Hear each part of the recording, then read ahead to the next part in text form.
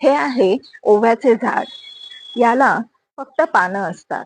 ही जी ओव्याची पानं आहे ही मऊसर आणि एकदम जाड असतात. ओव्याचे झाड हे तुम्ही कुंडीमध्ये पण इझिली ग्रो करू शकता किंवा तुमच्याकडे जर बाग असेल तर बागेमध्ये सुद्धा तुम्ही लावू शकता. ते छान पद्धतीने पसरते. ओव्याचे झाड हे खूप औषधी गुणधर्मयुक्त असल्यामुळे आपण ते घरामध्ये ठेवणं खूप छान. आपल्याला त्याचा वेगवेगळ्या पद्धतीने वापर करता येतो. ओवा हे तर तुम्हाला माहितीच आहे, पचनासाठी खूप चांगले आहे.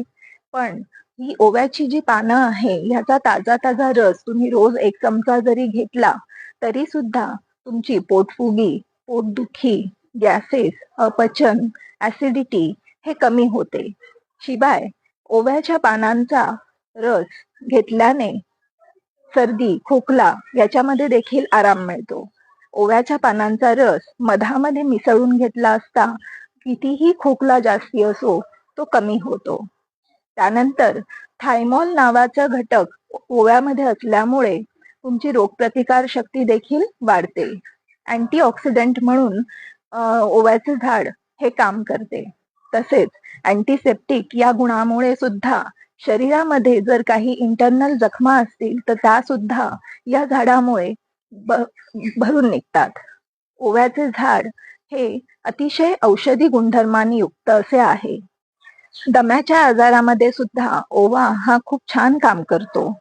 ओव्याची ही जी पानं आहे ही आपण उकळून गरम पाण्यामध्ये याचा काढा घेतला तर दम्यामध्ये अतिशय सुंदर आपल्याला उपयोग बघायला मिळतो. ओव्याचे झाड हे हृदयासाठी देखील बल्ले आहे. आपण ओव्याच्या पानांचा रस घेतल्याने रक्ताभिसरण सुधारते, त्यामुळे हृदयाचे कार्य देखील सुधारते.